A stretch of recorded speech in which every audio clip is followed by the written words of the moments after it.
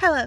So I just wanted to make a little video because in another life I had to work with the homeless. I had done a lot to improve shelters and living situations for the impoverished or at risk and those getting out of prison, making halfway homes and stuff. But I was placed here in this position to understand that I was doing too much. Um, Safety, living a good life, having access to a community has always been important to me, as it should be important to everyone. So I built these places, or converted these places into places that had a community aspect, and the people who stayed there didn't have to leave. And that became a problem because they wanted them to move out, and they were built so well with the ventilation, so when someone's cooking or taking a shower, it doesn't get trapped up in the ceiling and runs down the walls into the floor, which is also the ceiling of the person below them, and creates a domino effect of destruction. Something as simple as that, putting vents in. um, So these buildings were built well and built to last and built to keep people healthy. Well, of course, they wanted them out so that they can move people in and charge them high condo fees. Well, that was the argument. They needed to leave because not only did they have good living arrangements, but they also had a community, as in stores built up, deals worked out to where they could get food regularly low cost, staples. It's not a Walmart. Um, it's more like a little um, bodega, or Kroger's used to be kind of like what the dollar store market, the dollar general market is now, where it's just a few items, household items, food items, pet items, um, maybe some local items like honey that you would find at a farmer's market. It's basically based on farmers markets and, well, it was basically based on farmers markets and grocery stores. Them using a part of their charitable contributions to order in more, which gives them a lower running cost, and someone to help through the charity to pay if needed. Like, I'm sure Corona, they had to pay because they could not just ship, a bunch of toilet paper over, to say the least. So, I was put here because I was told that poor people have a way out. There's a plan. I just needed to sit back and watch it all happen. Well, I always argued that plan because that plan was made by people who did not care about the population of this whole country. They cared about the population of their ethnicity in this country and growing that by any means necessary, which means moving in their bloodlines from different countries and basically allowing a good amount of people in this country to die, or kicking them out and revoking their citizenships, even if they're American born, since America started. So, of course, everything that they promised have not came true. Living wage has not raised. Businesses cannot afford to pay more. Money was not managed. Social Security, everything's at risk. So I was supposed to see that communities, even if the government lets them down, as a whole, communities, state, local government, they are able to push through what they need to push through to take care of the people. I do not see that's true, mainly because who are their people? There's people coming in every day. There's people leaving every day. There's people holding spots in multiple areas to see where they can get in first. So where is, like, if you're living in an area and waiting for housing, where is your money going to? How is it counted? That's another question, and it's probably another argument of you stole a job and you get government assistance, so your money doesn't count, your life doesn't count. That all goes back into helping this idea of America is only a certain bloodline, and they call themselves Jewish. I don't believe that they're Jewish, but you know, as you can see, even in the Donald Trump administration, Jewish concerns are basically at the top of his agenda every day. So anyway, I just wanted to make a little video about how my opinions have changed about how homelessness is going. A lot of this, especially my first statement, is something that has not changed at all. That is, attitudes towards politically correctness are being used as weapons in silencing those who have to speak because it makes something look bad. That is basically attitudes towards political correctness. A lot of people use it as like, oh, someone listens to rap music, so I'm supposed to report them and get them fired and make sure that they can't work in the medical field again or be a teacher. No, that's not true. Attitudes towards politically correctness is, do you know someone who, when you're talking about a black person, will be like, oh, that nigger? That's something that you should have to report. If someone says, oh, that lady was screaming all night, and you didn't beat the shit out of her, you didn't slap her in her fucking mouth, I would have knocked her dentures across the room. That's something. But people know those type of people, and people who work a certain job likes to vent and hang around those type of people.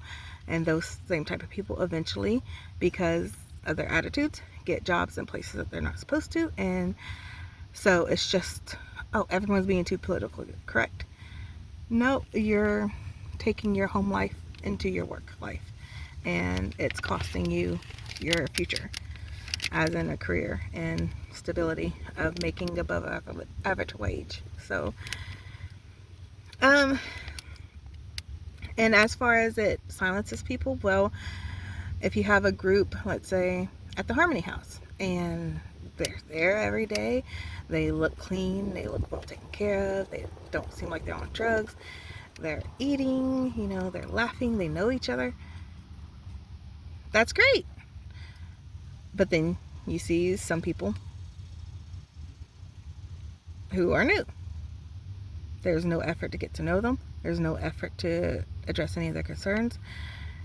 There's no effort to make them feel like part of the community. Of course, people will be people. People will cut in line. People will tell you you're not wanted by swarming. That is something that happens a lot at free giveaways. Even after everyone's served, if they see someone new coming up, a bunch of people will always swarm, just to let people know that they're new and they have to eat shit. They only can get what's left or what someone else didn't want. All because it's free does not mean that it's not owned already, is the attitude. And of course, the workers have people who don't cause trouble. There's not going to be a fight, at least not a really big fight, because these people want things. But you have new people coming in using services for whatever reason, and that can cause a fight, because unless they're willing to sit and act like everyone else, which they're probably not, because, you know, you're probably dealing with a family unit versus strangers. And no strangers is going to take being shoved to the back of the line every time, no matter what their skin color is. So, yeah, it's just an easier way because, well, most of our homeless people don't fight, don't get an attitude, don't have a problem with the way so-and-so behaves or this is done or that is done. But you have to think about the amount of time that person's been there. It's not their home. It's a facility to help them get a home.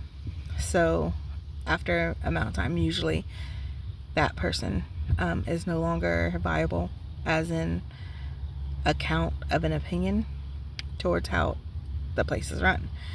Since people become homeless every day, if they have never gotten a place and stayed for, I think it's like over 2 years, might be 3 years now, consecutively, and they've used that facility every day, no, you can't count that person as housed. If they don't use your facility and they have a place for like 3 years consecutively, they barely use it like maybe once a month out of the 3 years, once every month, so 3 times or something like that. That's considered house. But no, a person who rents an apartment from your facility and who has lived there for 10 years and only comes down to eat lunch, that's not considered house, and that's someone whose opinion isn't new.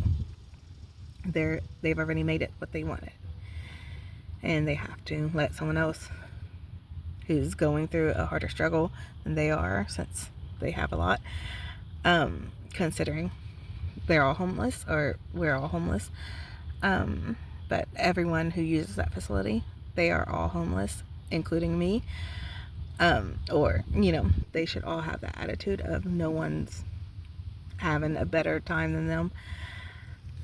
But anyway, so that leads me to my second thing.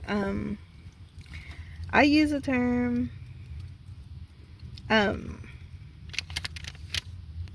the homeless just because, to put it frankly, homelessness, being homeless, it's not a lifestyle. It doesn't go along with being gay or straight, bi, whatever. It's not a person. It's literally not. It's describing a situation, and using the term the homeless, definitely when I was donating things, I said the homeless, just like I said the kids. It brings to light there are a large number, and that number is growing. Now, the term the homeless isn't liked because it brings attention to that. There's a lot, and it is growing. If you can't say, the homeless lady with red hair that has a brown sweater that used to have a daughter that did piano lessons for Jacob, and that likes tea. I bought her a new tea mug.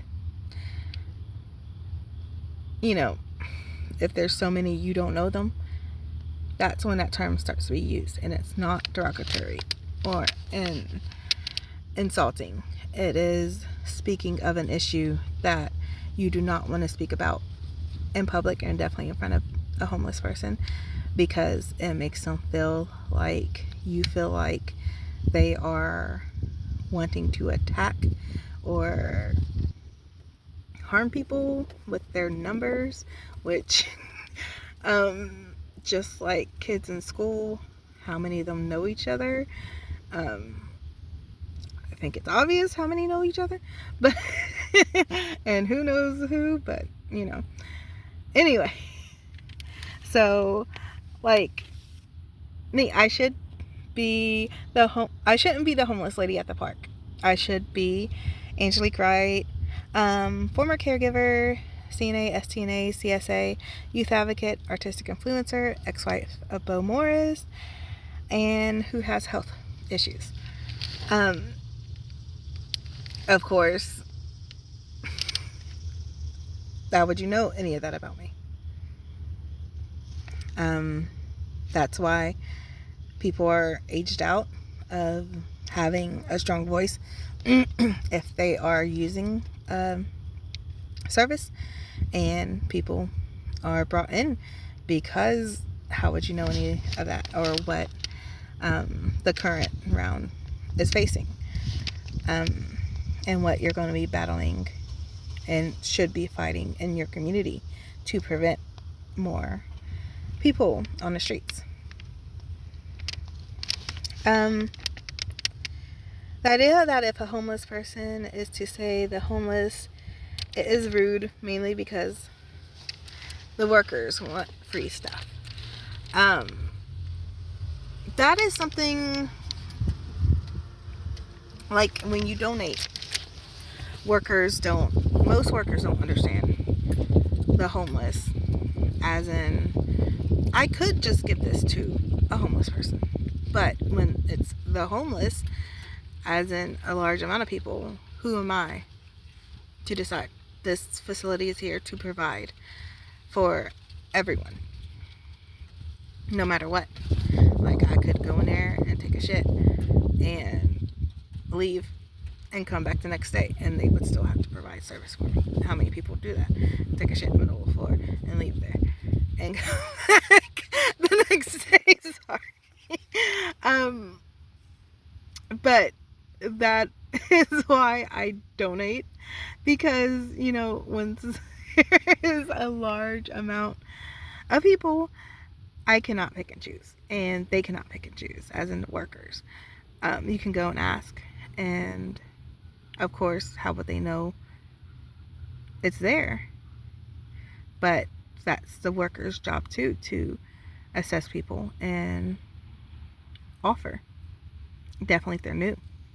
And that is a problem with having older individuals, as in people who've used that facility for a long time, that have not moved on because they weren't offered that, and they now feel like they're not liked. They're ugly, they're hated, they've been assaulted, they've been embarrassed, they've been humiliated, they've been left out. They are the problem. Their life is ruined for a reason. It just goes on and on and on and on and on.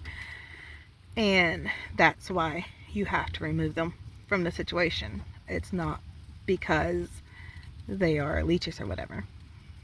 It's mainly because they feel like it's a safe place just for them. It's a family just for them. They can set up their life to use it because that is their family, their safe place. They made it, and that's not true. More people are always going to need to use it for whatever reason. It could be used for a CDC facility if need be, if there's an outbreak or whatever. That's normally what happens to homeless shelters. You have to have, or homeless, institutions or whatever, anything that helps people who are high risk of diseases or whatever, because they have the best setup already. So,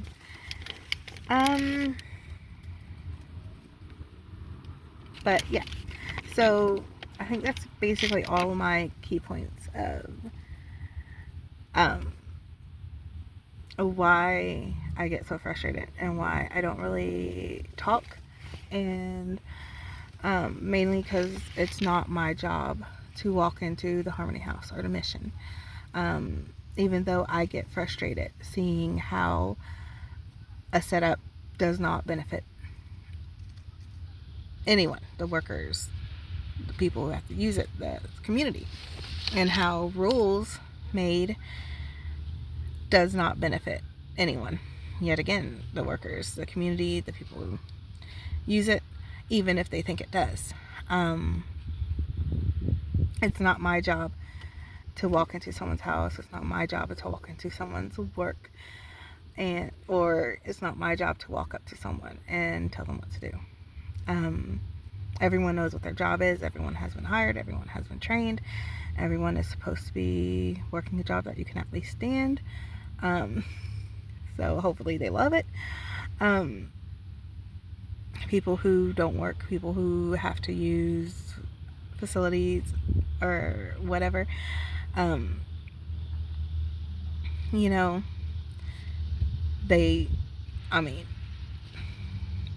you can lose your temper. It does absolutely nothing. You can post. That does nothing.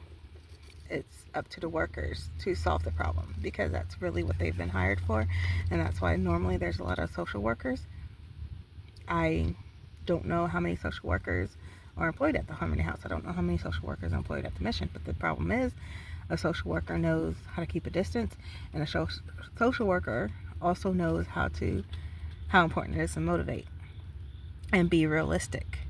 You can have job security, which isn't job security at all, because like everyone knows, who's going to keep donating to watch the whole town become homeless? It needs a workforce. It needs housing. If people are rich living up on the hill, they still have kids, grandkids, nieces, nephews, brothers, sisters, in-laws. They have everything, and they don't all live rich up on the hill. And housing, job security, job growth, actual wage, all of it plays a role into it. So people aren't alone in their concerns. People can be alone with feeling like they need to claim, like it's prospecting. It really isn't. Just based on a job is based on someone's personality. A job can have a really high pay, but like, I wouldn't want to be a judge if I was offered that job. I don't see how I would keep it, and I don't see how I would do any good with it. So I would not want to be a social worker, just because I don't do well with gossip. I don't do well with someone trying to dump their problems into someone else's lap and walk away and scream and yell because it's not fixed. They don't live in Never Never Land. So you can help build the community, help build the city, help build a state, whatever. But some people will refuse to do it correctly because it does not directly benefit them and their family.